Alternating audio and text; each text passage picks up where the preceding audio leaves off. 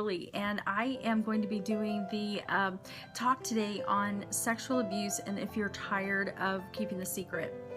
I'm using both cameras today for Facebook Live and Periscope, so I apologize if I'm looking at one camera or the other.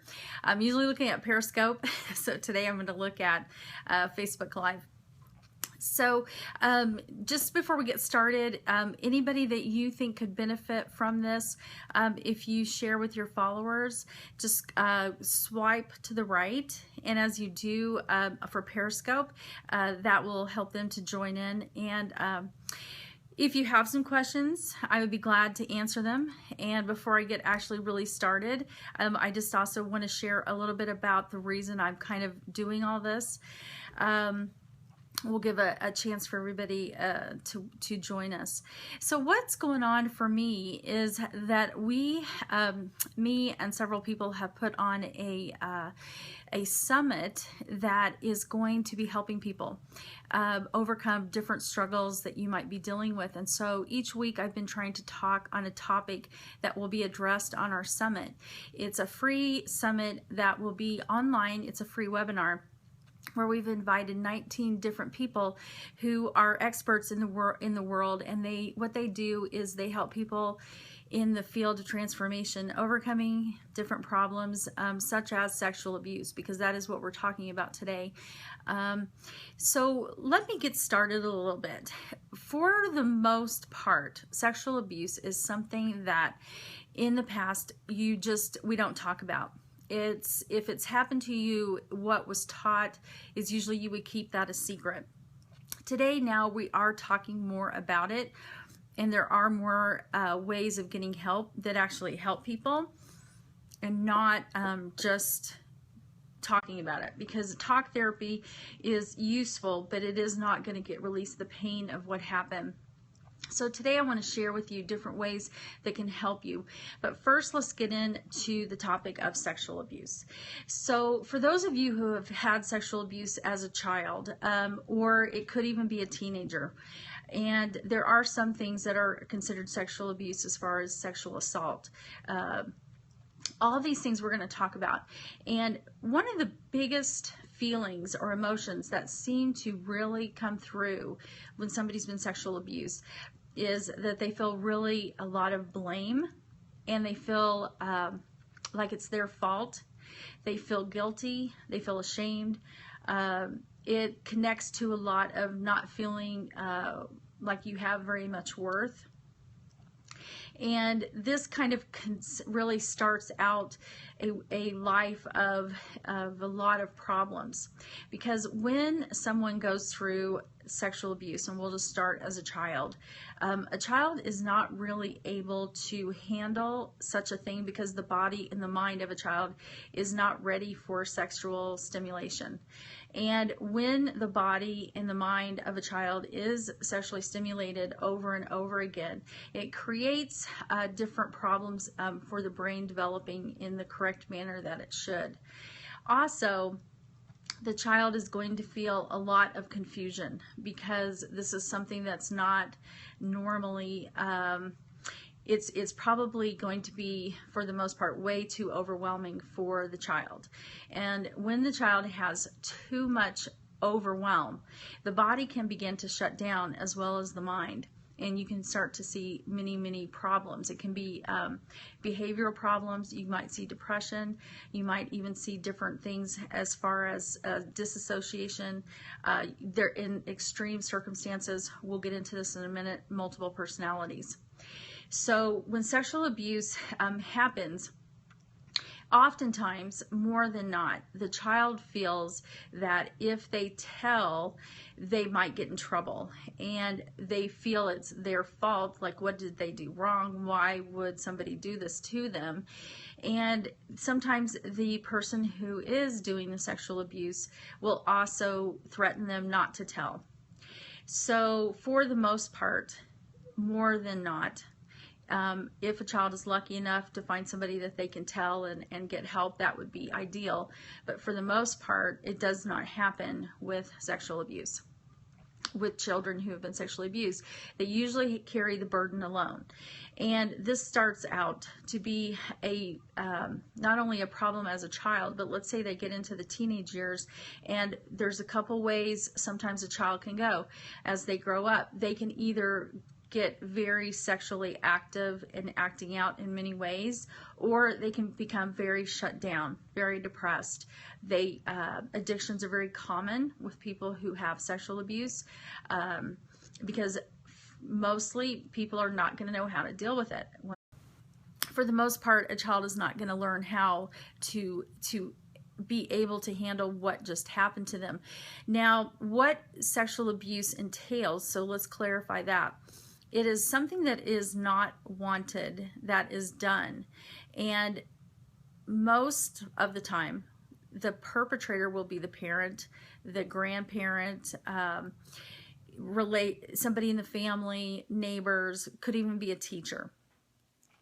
It's very rarely somebody, I mean, it can happen, of course, but it's usually someone the child knows. And so as the child begins to grow up, and they have had sexual abuse, and if it had 1 or 2 times, you know, they may learn to how to deal with life in a pretty good manner. But let's say that if something happened to a child that has happened over and over again, then the child is really not going to know how to handle that. And what happens is you're going to see a lot of dysfunction in the person's ability to cope with life in a healthy manner. And so when someone has been sexually abused and they grow up, and they may have even chose to block it out. And a lot of people that have sexual abuse will block out what happened because that's the way they can cope with life, that they can function good. And because they can function well in this way, it's shoved down and blocked out in the mind's ability to do that, so that the person can be safe and go ahead and continue living life because they have to. Now, there's also something that some children do as well, is they disassociate. And what that means is when you disassociate, you might be in a situation, and what disassociation means is that you actually, in some cases, can leave your body, where it's like you're up above kind of looking down at what's happening. You're disassociating yourself from what's happening so that you cannot feel the feelings of it all. But, of course, it's all still being stored somewhere. And what I've worked with a lot of people who have different problems, and they come in and we start to talk about what's happened to them in the past of sexual abuse. And they've learned a coping skill as a child, but they're still doing it as an adult. And that is they still disassociate in situations. They still seem to leave their body, not being present a lot of the time. And they have to catch themselves to kind of bring them back into the situation. That is normal, and it's a common thing. It's just another coping skill. Another coping skill is that in extreme cases of extreme sexual abuse, what will happen as a child is they may learn that if the abuse is so extreme, they may learn what we call is to have multiple personalities.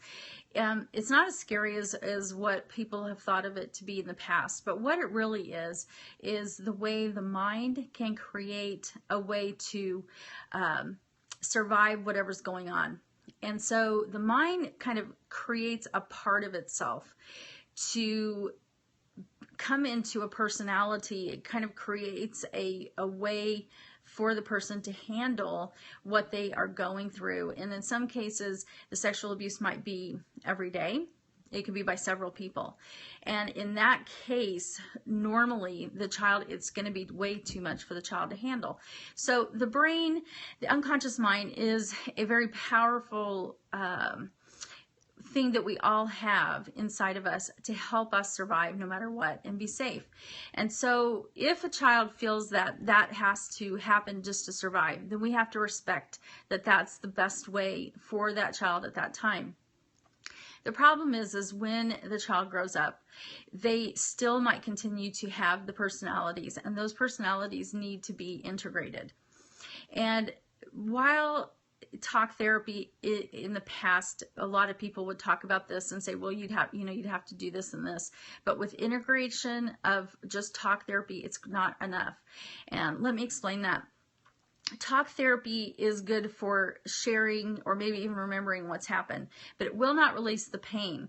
And the problem, what has happened with the child who's been sexually abused, is that they have a lot of pain. And if they have learned to disassociate, they've learned to compartmentalize the different pain and where to put it. So if this pain is so extensive that they have shoved it down so far, they may not even know it's there. But as you grow into an adult, at some point in the adult is going to start having problems and saying, I don't know what's happening here, but something's wrong. And I can't keep coping this way. Like your relationships might be going haywire. You might be becoming addicted to different things that are going on. You could have addictions to alcohol, drugs, sex, shopping, food, you name it. There's something that you're going to do to cope. But at some point, your subconscious mind is going to say, I can't suppress this down anymore. And because the walls become very thin and you start to have flashbacks, what they call are flashbacks. And what that is basically the subconscious mind is not pushing down anymore those suppressed memories of what's happened to you. And because the suppressed memories are no longer able to be shoved down, they start to come up, and we call that flashbacks. It's like a memory. It's maybe even a flash of a memory. It might be a flash of something that happened to you. You could be in a bedroom and this person's over you, and you don't see the person, but you see the event. And a lot of people will say, oh, could that really happen? I don't think that's real. But the thing is what I always like to say is, when you trust yourself, when you truly, I may have come out a little bit of emotion there, learning to trust yourself and what comes up inside of you is what your subconscious mind has recorded in events that have happened to you. So trust it. Don't discount it, because I guarantee you, if the subconscious mind has revealed something to you in the way of a flashback, a memory thought, something that's come up, it's like, you know what, I really think this just happened to me. Trust it, because the subconscious mind knows you're ready. Or if you were not ready, your subconscious mind wouldn't allow that information to come up. So when we suppress those memories, it is to be safe. But eventually, those tools that we used as a child does not work for us as an adult. And so when the subconscious mind begins to reveal things, I'm going to share from my own experience. What I learned is I had blocked most of my life what happened with sexual abuse until I was about 30, and I started therapy, because things were not right. I knew they weren't right. Things were just wrong, and I knew it inside, but I didn't know what it was. So I started going to talk therapy, and I started to have the memories come up, and the memories started to come up, and it started probably for the easiest thing for me to look at first. And then as it started to come up even more, it kind of graduated into more and more and more. Now looking back, it was all at the level that I could handle it. It was all at the timing that I could handle it. I didn't get it all at once, but I got it as I was ready. So I have to give benefit to talk therapy as far as allowing a way for the suppressed memories to come up.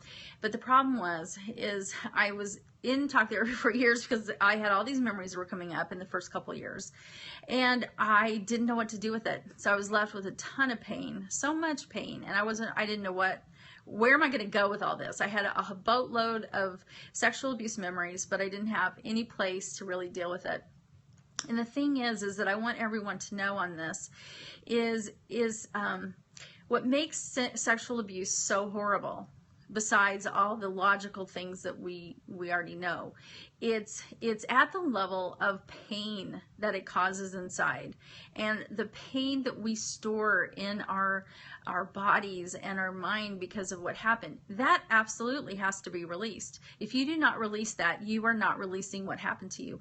And you could be listening right now and say, well, how in the world do you address sexual abuse and release the pain? How, where? And that's really why I'm doing this, is because I want you to know that there's a whole bunch of different ways. I'm going to share what worked for me, but there's 19 different people that are on our Worldwide Transformational Summit. That's a free online webinar, so anybody can see it in the world. Each of them have a different modality or a different topic that they're teaching about. And I can't say every single one, but several of them address sexual abuse, and they do it very well.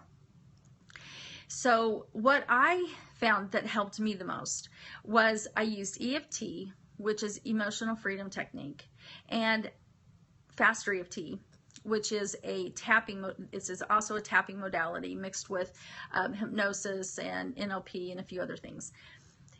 NLP has worked very well for me. Hypnosis has worked well for me. Also, I have also used TRE, which has been really, really good. There's also, I have used a little bit, but I can't speak fully on it for sexual abuse. TAT Life, which is Tapas Fleming, does address it, as well as the Emotion Code, Dr. Bradley Nelson, and it addresses the emotions. So let's say that you have had an experience where maybe something just happened to you once or twice, and you'll say, well, you know what, it's not a big deal. It was past. It's happened so long ago. It doesn't really bother me. But what we have found is, because the subconscious mind is a recorder, and it's recorded everything in your mind, every single thing that has taken place in your life. It's recorded the emotions, the feelings, the thoughts, the colors, the sounds, the visual, every little bit. And so if you go back into where that recording is of that event, I'm going to tell you, you're going to find, and probably be surprised if you don't know already, there's a lot more there than you may have thought that could be influencing how you live your life. It could be influencing relationships with a significant other. It could be, really influencing your finances, how you trust, how you look at the world, how you look at that experience. Believe me, it has an impact on you. And so when we are able to be honest with ourselves and to address what really, really is so important, is being truthful to what happened, not shoving it down and pretending it didn't happen, because it did, and it is still something your subconscious mind references every single day. And if you're ready for changes in your life and you don't like what's going on in your life, it could be from any kind of problem that you are going through, and you know that there is something not right in your life and you're not sure what it is, then I encourage you to look at the different options to address what has happened, so you can release this completely and let it go. And so as I finish my story, what happened with me is I already had all the memories. And so when I started using EFT and Faster EFT, I was able to, that's what really cleaned up most of the emotions for me, is that when I started using these modalities, I started going to these events, and these specific events, I completely cleaned them up, where when I think of them today, they mean nothing. I remember what happened, and what happened is I did have sexual abuse. I do know that, and I remember what happened to me, but it doesn't have any emotional charge. It doesn't bother me. And that's really, really the point that I want to share with everybody, is you do not have to live with the consequences of sexual abuse. You do not have to live with the suffering or the pain of sexual abuse. You are able to let it go and be free of it forever, and take what you can learn from it. I'm going to share just a story that I just briefly had seen. There was an old show on Oprah Winfrey, and she was showing the show about a boy who their parents had put him in a well, anyway, we don't really need to get into that, but there was a lot of abuse going on. And it ended up, you know, as a grown up, coming on our show and saying this one thing that I want to share is that he shared that, you know, you don't have to let that define who you are. And that's what I want to say as well. No matter what has happened to you, you do not have to let it define who you are, who you'll be, and let that say that's who I am.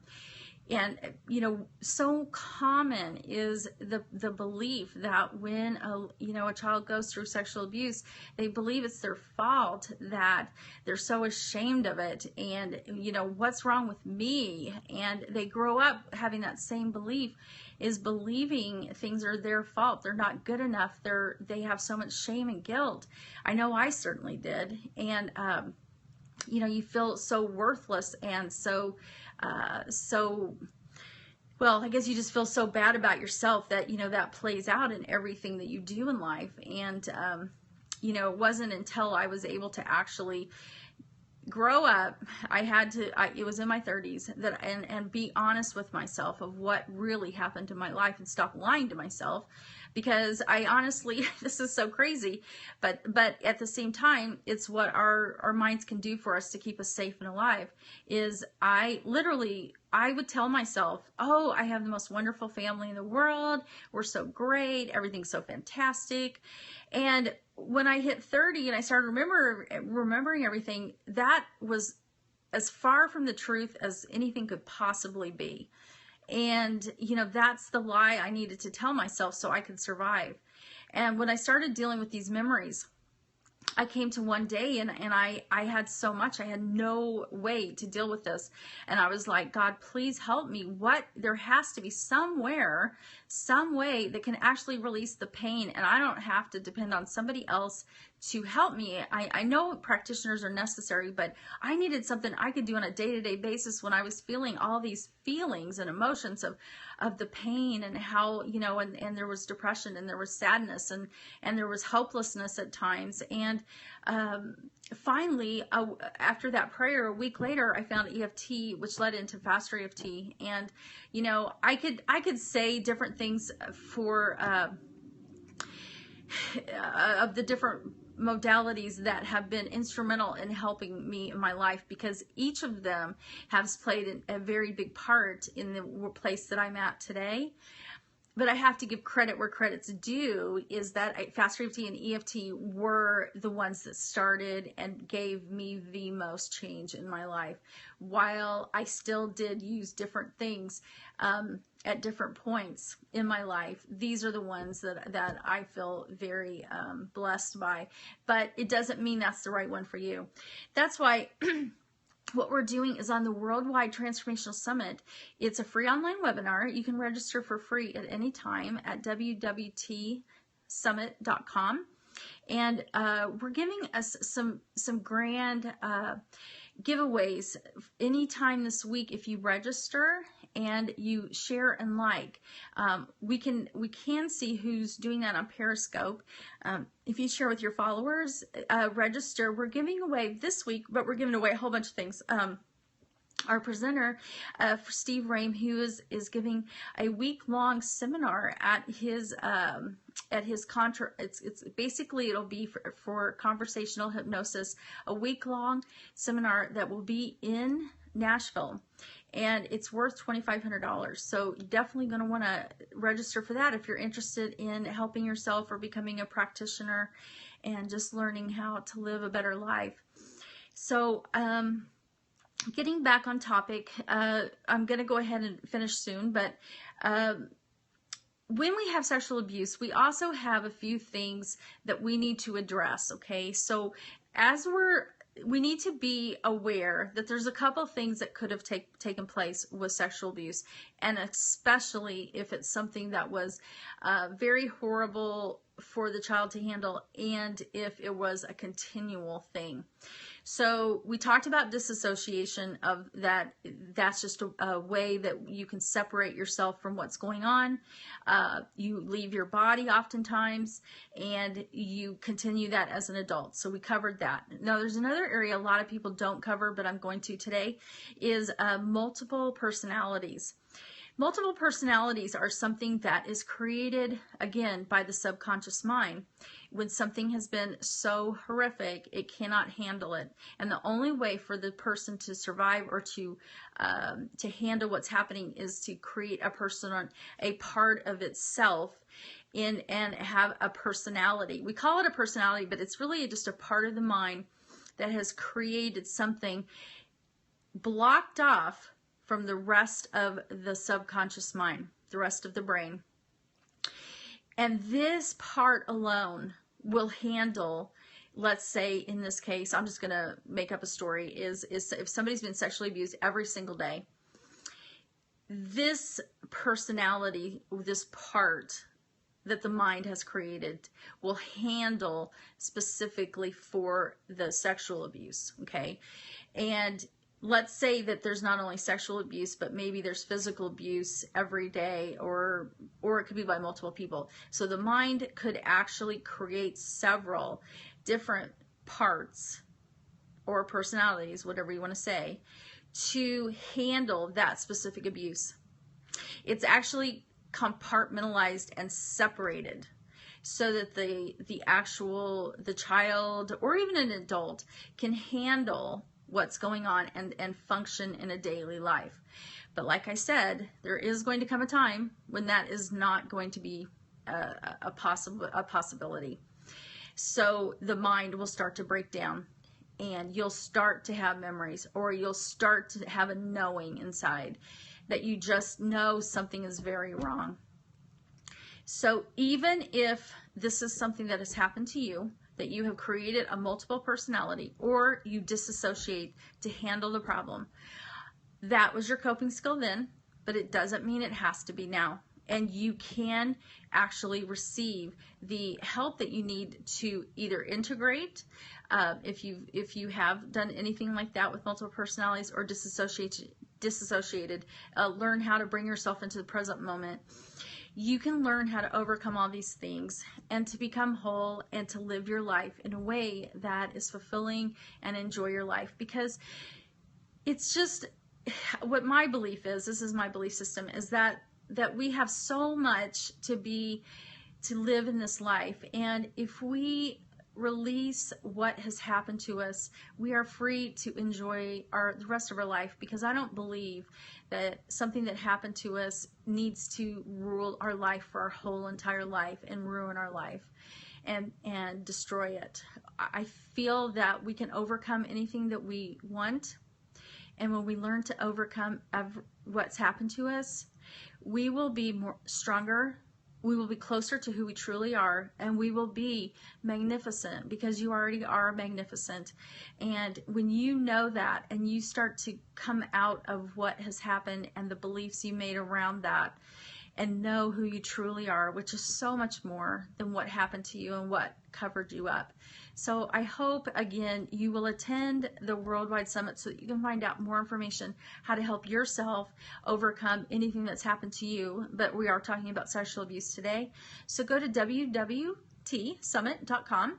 You can register for free. You can watch the summit July 8th through the 16th anywhere in the world, and you will have several different modalities. The presenters and trainers, they will absolutely be teaching you how to change your life and to change whatever's happened. And I want you to know that you do have hope, and it's okay to just enjoy the rest of your life, because you can release this and let it go, and it doesn't have to bother you anymore. So again, register this week. Share with whoever and we are giving a free seminar to Steve Rame, who is a master hypnotherapy trainer that he trains all over the world. And anyway, he is giving a free seminar away, which is in value of $2,500. So We also have other ones we're giving away. Robert Smith is also giving away things, but that won't be for this week. But he's also giving seminars, attendance away too as well for giveaways. So we hope that you'll be there. And today, just take in your heart that there is hope for change and that you can go and live the life that you've wanted to live, but just didn't know how. Thanks.